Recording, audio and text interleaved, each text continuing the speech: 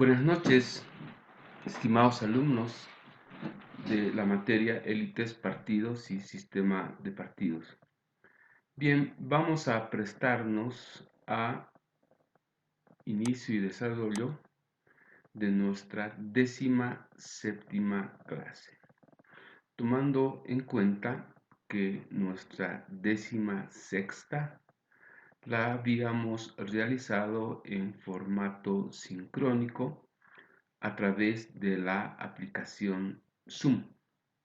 Si ustedes bien recuerdan, el lunes anterior, en ese formato hemos visto y revisado las respuestas, al cuestionario que había planteado sobre la lectura de este extraordinario libro, Izquierda y Derecha, de Norberto Bobbio, ¿verdad? Esa fue nuestra 16ª clase.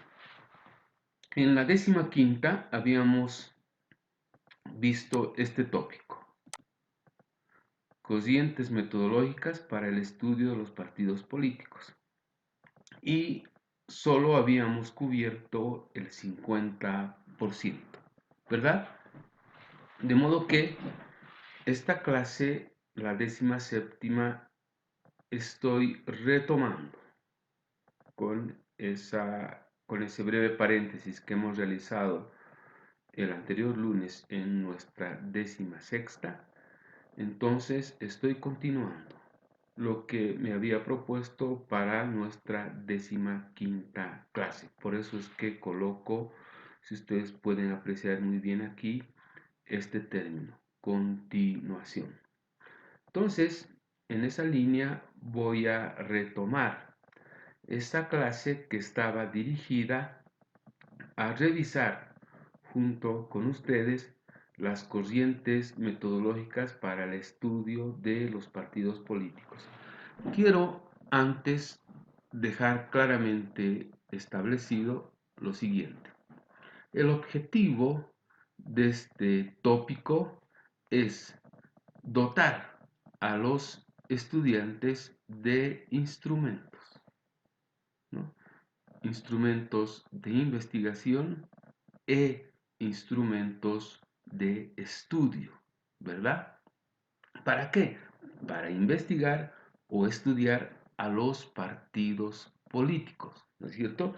El estudio de los partidos políticos debe siempre seguir una metodología, ¿verdad? Entonces, en ese marco, en este tópico, yo les estuviera brindando a ustedes 4 corrientes. Lo que no quiere decir que solo existen esas 4, ¿verdad?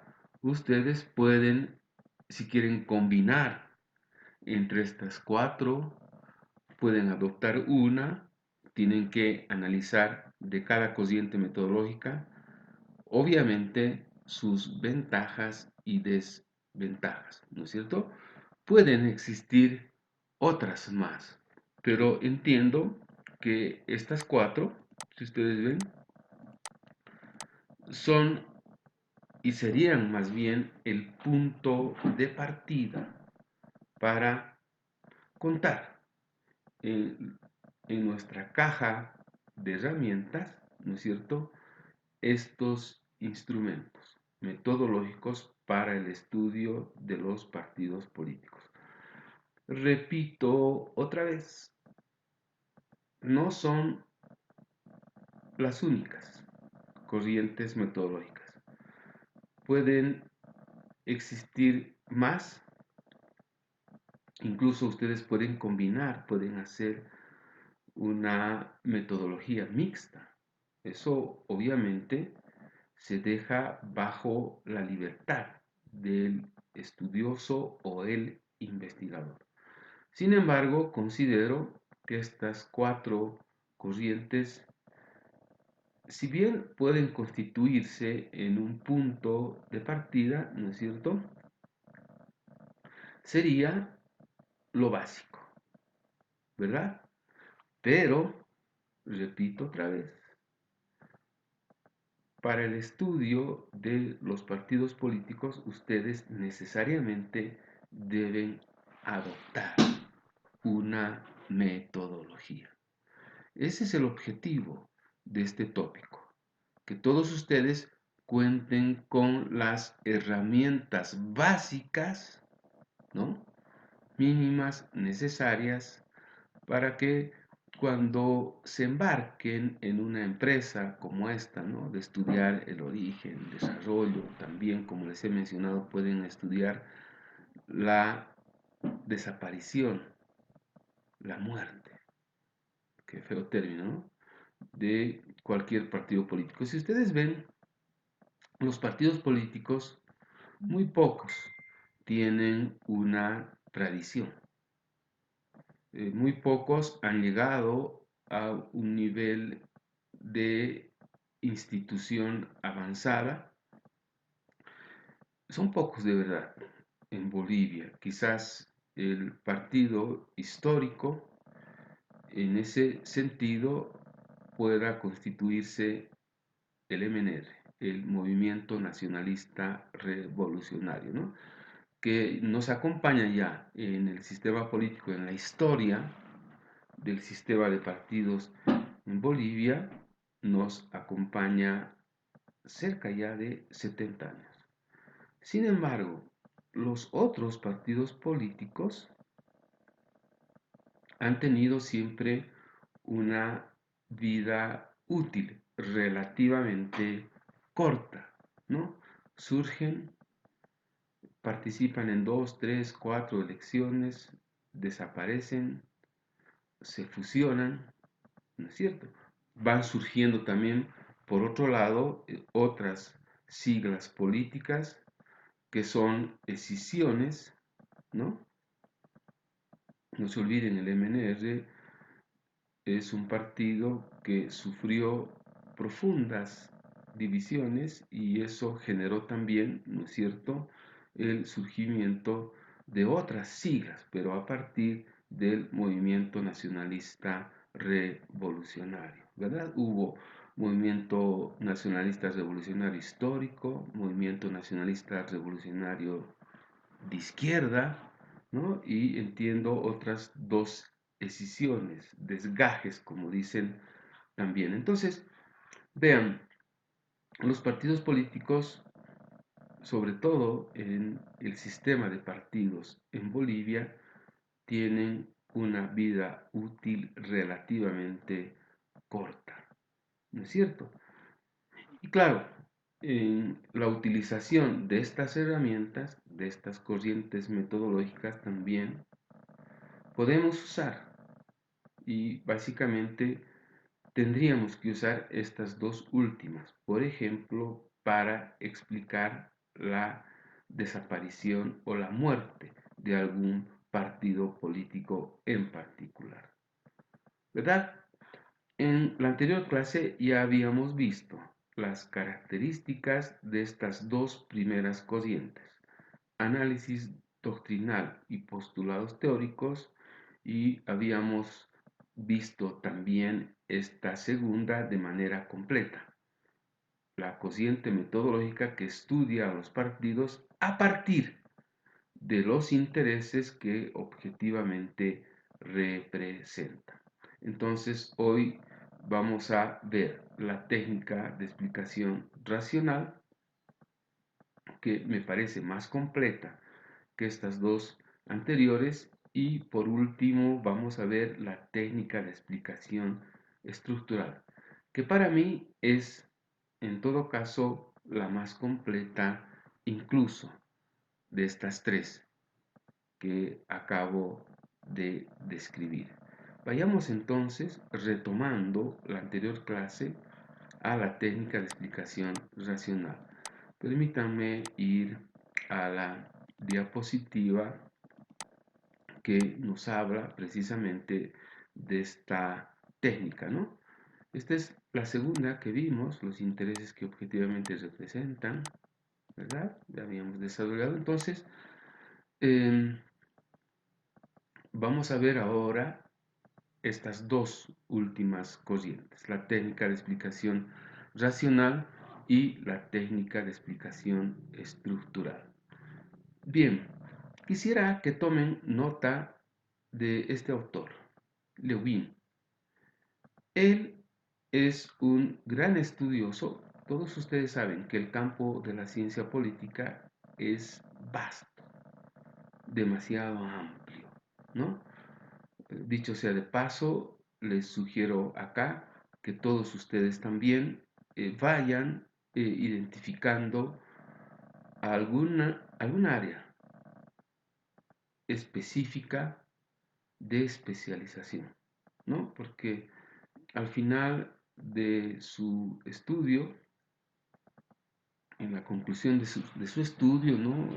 Luego de que tramiten su título accediendo a cualquiera de las modalidades de titulación, ustedes van a salir como médicos generales, ¿no es verdad? Entonces, ya desde ahora, seguramente algunos ya lo tienen, deben pensar en áreas o en un área de especialización, ¿no? Contarles mi experiencia. Yo tengo dos áreas de especialización, así, campos específicos de estudio, ¿no es cierto? He dejado los otros campos, si quieren, no al margen, pero relativamente descuidados, porque hago seguimiento, ¿no es cierto? Y obviamente no alcanza el tiempo a dos áreas específicas, en este caso de la ciencia política, ¿verdad? Todos ustedes saben que soy también especialista en relaciones internacionales, ¿verdad? Ese es un campo sumamente apasionante que no he podido deslindarme. Es más, estoy cada vez más imbuido, apasionado, si quieren, adicto, si me permiten, ¿no? A ese campo de estudio, ¿verdad? No son ciencias diferentes. La ciencia política y las relaciones internacionales, ¿no? Que es otra ciencia, no son distintas, les cuento. Tienen y coinciden en el mismo objeto de estudio, salvando las distancias, ¿no? El objeto de estudio de la ciencia política es el poder y todo lo que está en torno, ¿verdad?, a la lucha por el poder. Y en las relaciones internacionales, ¿no? El objeto de estudio es el mundo, pero lo que nos interesa en el fondo también es el poder, ¿no es cierto? Entonces vean ustedes esa relación.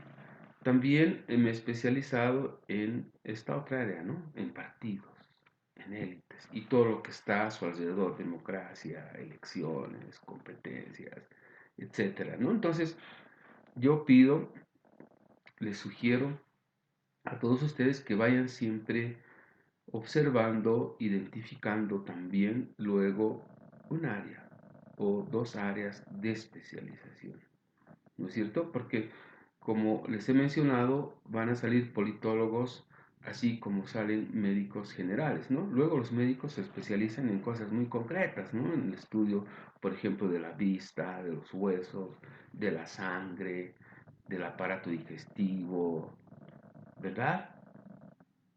Aparatos respiratorios también, que hoy está bastante demandada esa especialización, ¿no? Entonces, igual ustedes deben especializarse en uno o dos campos, ¿no es cierto? Entonces, ¿a qué iba mi charla? Y me salió un poco a que este autor se especializó en el estudio de las instituciones políticas, ¿no? Yo creo que incluso debe ser el precursor en el estudio de las instituciones, ¿sí? Cómo surgen, cómo se desarrollan, etcétera. Entonces, él, en el año 1970, en el estudio de las instituciones, en nuestro caso de los partidos políticos, propone técnicas de explicación, dos grandes corrientes. ¿Cuáles son? La técnica de explicación racional y, vean bien, En la técnica de explicación racional tenemos que estudiar qué existe detrás de cada decisión política, ¿no es cierto? ¿Cuáles son las intenciones que hay, por ejemplo, detrás, ¿no?, de el surgimiento de un nuevo partido? ¿Qué intenciones tiene ese partido? ¿Verdad? ¿Por qué ha decidido participar en esas elecciones o por qué ha decidido hacer alianzas? ¿Verdad? Entonces, acá en esta técnica de explicación racional, Lewin nos pide estudiar detrás de cada decisión política, ¿no?, que está presente, ¿verdad? Normalmente son cálculos, ¿no? Las decisiones políticas están plagadas de esto que es fundamental en la lucha por alcanzar el poder político total o parcial, ¿no? Cálculo, ¿verdad? Y también, obviamente, detrás existen muchas intenciones, ¿verdad? Esta es la base para la técnica de explicación racional, ¿no? Entonces, ¿qué tenemos que buscar cuando estudiamos utilizando esta técnica de los partidos políticos, ¿no? Lo que tenemos que verificar es los motivos, ¿no es cierto? Si quisiéramos estudiar al movimiento al socialismo, usando esta técnica tendríamos que comenzar preguntándonos, ¿no?, ¿cuáles han sido los motivos que han generado, que han propiciado e impulsado la creación de, de esta gran fuerza política que, hay que admitirlo, es el movimiento al socialismo? ¿Cuáles son los motivos? ¿Qué estaba detrás? ¿No? Y ahí hay toda una historia, ¿verdad? Hay, por suerte, ya como 4, 5, 6, 7 textos de investigadores importantes, entre ellos uno de un colega, de un profesor de ustedes, un extraordinario profesor, el doctor Fernando García Yapur, ¿no? Él tiene, a mi juicio, la mejor investigación sobre el surgimiento del movimiento al socialismo. Pero retomando esta técnica, entonces, ¿qué tenemos que preguntarnos? ¿Cuáles son los motivos? ¿No? ¿Qué cosas están detrás de los motivos? ¿No? Esto sugiere Lewin. Luego, otra vez, ¿no es cierto?, ¿cuáles son las intenciones? Obviamente, las intenciones detrás de la organización, el surgimiento de partidos políticos está claro, es absolutamente claro, la toma del poder total o parcial, ¿no es cierto? Pero como ya había mencionado en una clase anterior, el fin, ¿no?, es muy distinto a los medios o el medio, ¿verdad? Eh, no es el fin en las intenciones tomar o controlar el poder político. Tomar y controlar el poder político es el medio, ¿no? Es el medio a través del cual se pueden realizar transformaciones. Quizás esas son las intenciones, ¿verdad? Quiero que quede claramente establecido aquello, ¿no? Y en todos ustedes debe estar registrado, ¿no es cierto?, esta, no diría diferencia, sino, no sé cómo explicarles, pero debe estar muy claro en todos ustedes que el poder político no es un fin en sí mismo. Había hecho mucho énfasis subrayando de que el poder político es un medio, ¿verdad? Por favor, quiero que estas nociones, estas ideas estén muy bien registradas en vuestra inteligencia. Retomando entonces esta corriente, vean, los factores de explicación y lo que tenemos que preguntarnos al estudiar las decisiones, el surgimiento, ¿no? De cualquier partido político, qué sé yo, sus planes también, sus intenciones al participar en una elección general, por ejemplo.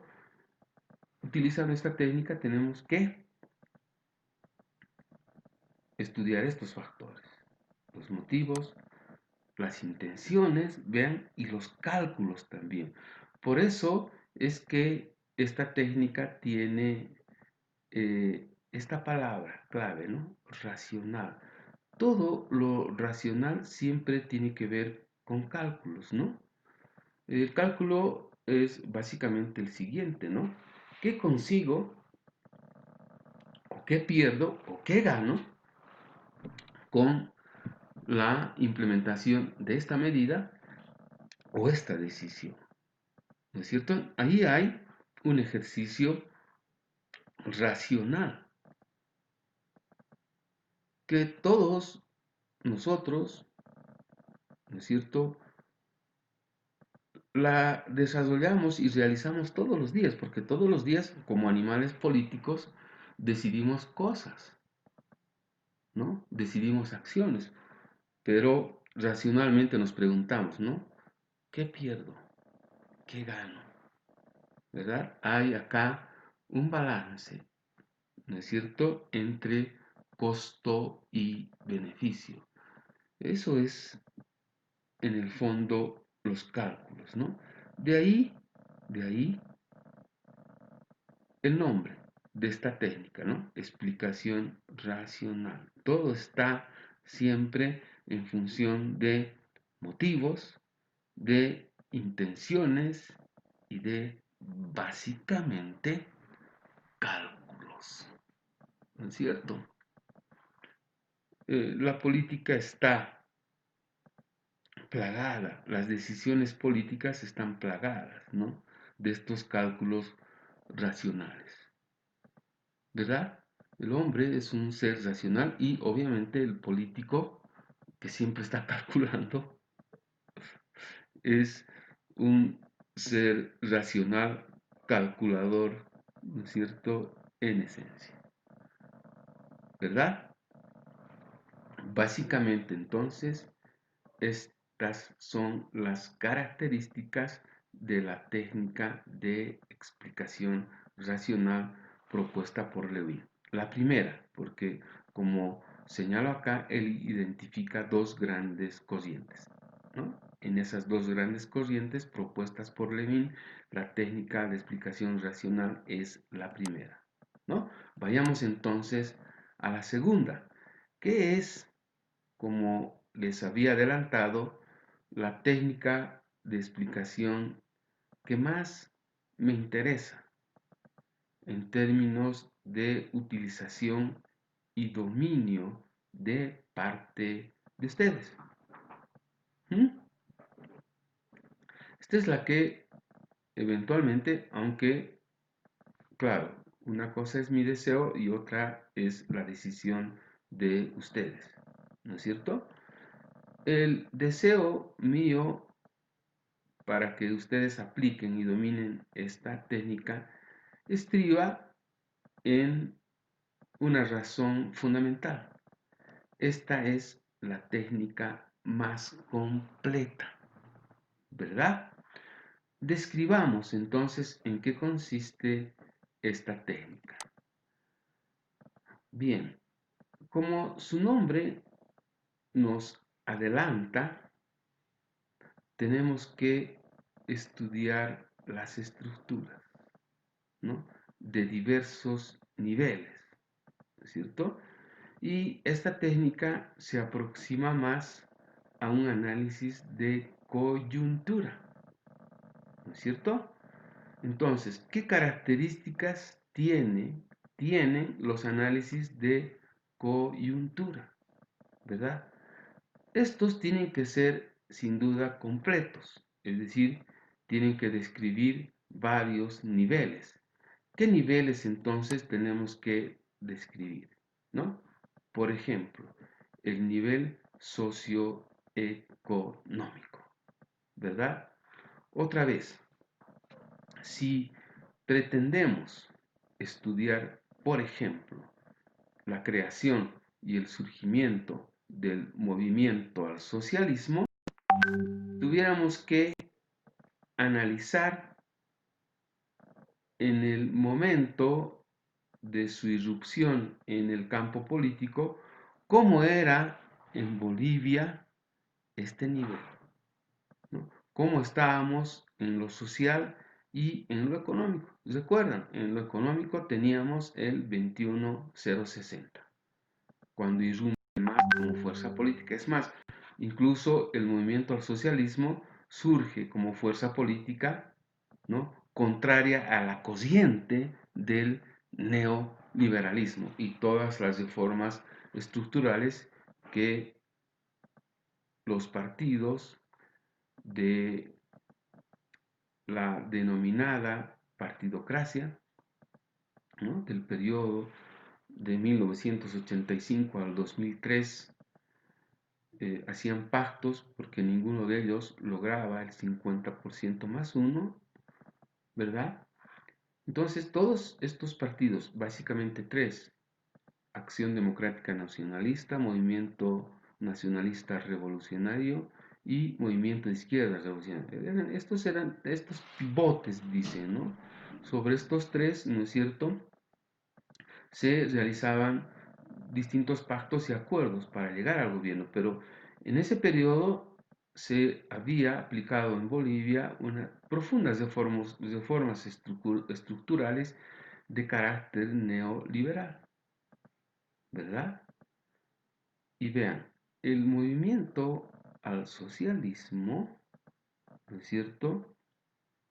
Si tomamos en cuenta ese contexto en este nivel socioeconómico, habría surgido entonces como una corriente política contestataria, ¿verdad?, al neoliberalismo y a esas reformas estructurales, ¿no? Incluso, si ustedes observan el discurso actual del movimiento al socialismo, ¿no?, ellos dicen: si nos vamos nosotros, van a volver los neoliberales, ¿no? Y nuevamente van a rifar, van a entregar al capital transnacional, ¿no?, nuestros recursos naturales estratégicos, ¿no? Van a volver a privatizar. Es más, incluso dicen, ¿no?, van a eliminar los bonos. Vean qué completa es esta técnica, ¿no es cierto? Es más, todos los estudios que intentan explicar, que quisieran explicar el origen del movimiento al socialismo, utilizando esta técnica, tienen que necesariamente en su estudio remitirse incluso hasta la aplicación y sus efectos del 21060, ¿verdad? El 21060, entre el conjunto de medidas que acompañan ese decreto, ¿no está, por ejemplo, eso que se denominó como la relocalización. Cerca de 40.000 trabajadores mineros de los 60.000 que tenía en ese momento la Comibol, la Corporación Minera de Bolivia, son relocalizados, ¿verdad? Y gran parte de ellos pasan de ser trabajadores mineros con estas reformas y con estos cambios, con estas políticas, pasan a ser productores cocaderos. ¿Mm? Entonces, obviamente, la historia del movimiento al socialismo está ligada al movimiento cocalero. Pero ¿de dónde surgen ellos? Como les acabo de mencionar, ¿no es cierto? De mencionar, tendríamos que remitirnos en nuestro estudio incluso hasta el 21060 e identificar ahí que como resultado de esa medida, ¿no? Muchos ex trabajadores mineros, estos relocalizados que acabo de mencionar, buscando nuevas condiciones y oportunidades de vida, ¿no? Se dirigen al trópico de Cochabamba y se convierten luego en productores cocaleros, ¿no? Vean qué interesante es esta técnica. Luego, obviamente, por eso el nombre, técnica de explicación estructural, tenemos que ver este nivel en el nivel político, ¿no es cierto? ¿Qué sucedió cuando se funde el MAS, cuando esta fuerza política irrumpe en el escenario, ¿no? ¿Qué teníamos? Teníamos democracia pactada, ¿verdad? Teníamos acuerdos políticos y obviamente el MAS surge y tiene una extraordinaria fuerza y avance en su surgimiento, producto, ¿no? Analizando este nivel del profundo descrédito que se habían adjudicado las fuerzas políticas, los partidos políticos tradicionales, ¿no? Hubo en ese escenario lo que se conoce como la crisis de representación, crisis, ¿no? De credibilidad. ¿De quiénes? De esos partidos tradicionales, ¿verdad? Es más, gran parte de la ciudadanía y el electorado en Bolivia había mostrado su hartazgo con esas siglas, con esos partidos tradicionales, ¿no?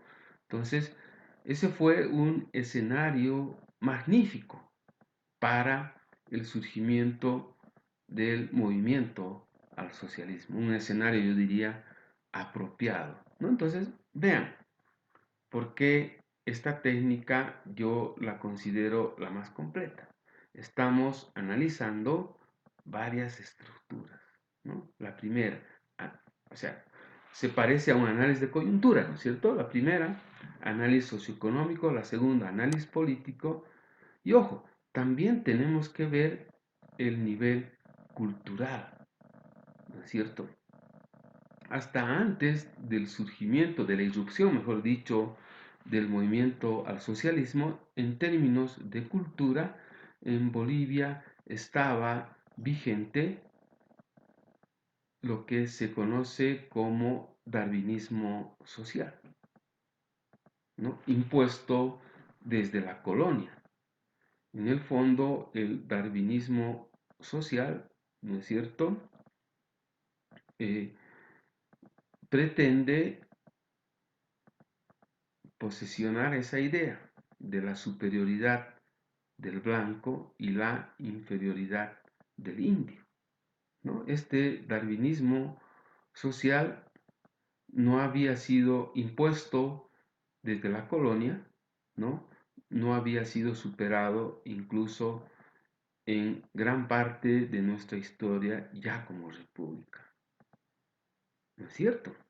Es decir, había en la sociedad, ahora sí, continúa obviamente, pero había un profundo desprecio como resultado, ¿verdad?, de aquello que se impone desde la colonia.